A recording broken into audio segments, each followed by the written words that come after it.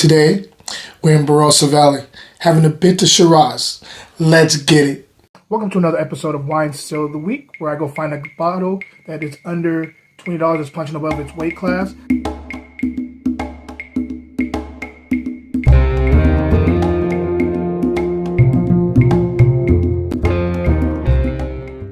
Hey, what up, my fellow winos? I'm back for another one. It is Wine Still of the Week.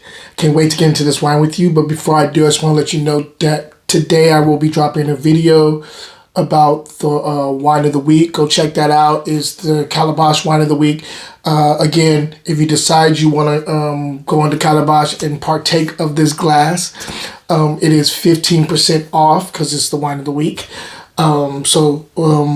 Go check out that video, find out what it is, and again, you come in, you let them know that it's the wine of the week, and they'll give you 15% off of that. So that's one thing.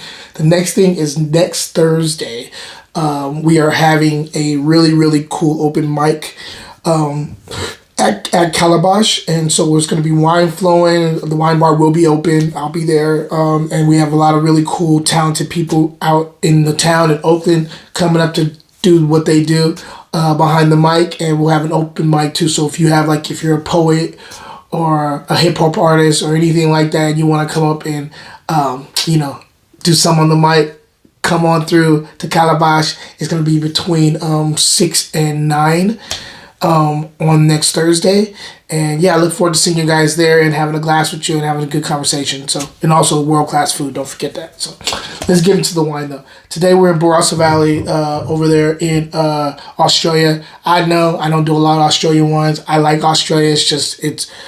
I don't know, it's back in the day you could throw a rock and hit an Australian wine, and nowadays it's a little bit harder to find a really good one. And I don't even know if this one a good one. This is my first time even trying this, but I am curious. So we're talking about the St. Helena Barossa Blackwell Shiraz 2020.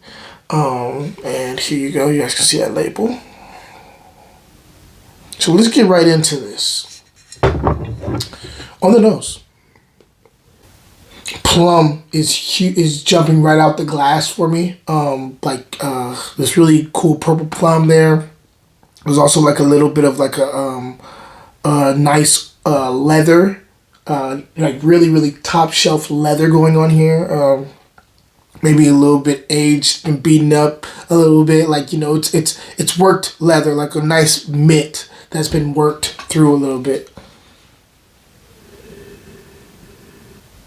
I'm also getting blueberry and also like a little bit of cassis going on here too, which is kind of cool. Not kind of cool, very cool. I'm also getting lilacs on the nose too, so there is a floral component here. The fruit seems to be very fleshy here. I'm also getting blackberries. I just had like a bunch of blackberries, and that's really jumping out here too. And also like a little bit of a cedar kick on the second, as a secondary aromatic thing jumping out of the glass. Let me go ahead and taste and see if everything's translating to the palate. Wow, this is very concentrated. It is very concentrated flavors here. I was absolutely right with the plum and the plum and the blueberries thing is really jumping out here on the palate. This is not as top heavy as I thought it was going to be. I'm catching it more on the finish. This is like a really dense finish here. Let me taste a little bit more and then I'll get right into this. Sorry, this threw me off a little bit. It's different. I'll talk structure first.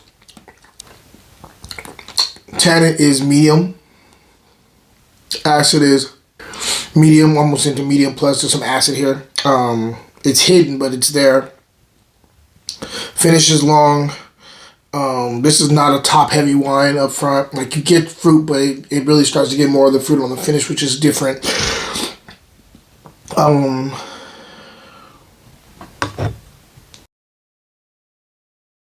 This is berry heavy. Blueberries, blackberries, plum up front. They tend to be doing the cha-cha on my palate right now. I mean, they're just going from side to side, side to side, but nothing's really staying in the middle, which is interesting. I'm actually catching a lot of the flavors outside of the middle part of my tongue. They're more like the edges, which is different. And it goes like that all the way until like maybe the third quarter, like the beginning of the third quarter, and then it kind of comes together and has a finish. So I don't know if that means the mid palate is a little hollow. But this is definitely different. There's some earthy notes going on in the mid palate. There's like a little bit of like a little bit of a green herbal thing that starts in the third quarter and continues on the finish. Just a little bit more. Black pepper going on here. It's very inky. Yeah, black pepper going on here. There's definitely like a black olive thing going on here too. This is interesting. I don't know how to call this. I wonder if this is going to change. I just opened this up, so maybe this changes with some air in it. And if it does, I will share that with you guys. I'm going to let this stay open for a while and get into it a little bit. Maybe it changes. Right now, it's very kind of angular on its approach. And maybe this is an ageable Shiraz. I don't know. This is different. I'm going to score for what it is right now. Because it is solid. Like, I'm not saying this is not bad at all. I think pork chops would go, like, pork chops or, like, barbecue, like, really, really, like, charred barbecue would go really well with this. But if I'm scoring this wine Still of the Week will be right back. I just created a show called Drinking with Dads. And I'm a wine dad. Like a regular dad, but aged. To pick up your own V-neck, go to the link in my bio or fruitandglassgear.etsy.com. Cheers. Now back to the show. I'm going to go at 88. I think 88's a good score for right now. Yeah, 88 is what I'm going to go with. The still here is I got this from Grocery Outlet for $5.99, so that's a really good price for at least getting a chance to try this. I am curious to know how this is going to change, though. So, anyway, yeah, sorry that was a little lackluster. I wish I would have been able to give you more information, but that's just really how this is an honest reaction to this wine. So, yeah, we'll see if it changes. Other than that, question of the day. Do you like Australian wines? And if you do, what's your favorite label? Guys, until next time, cheers.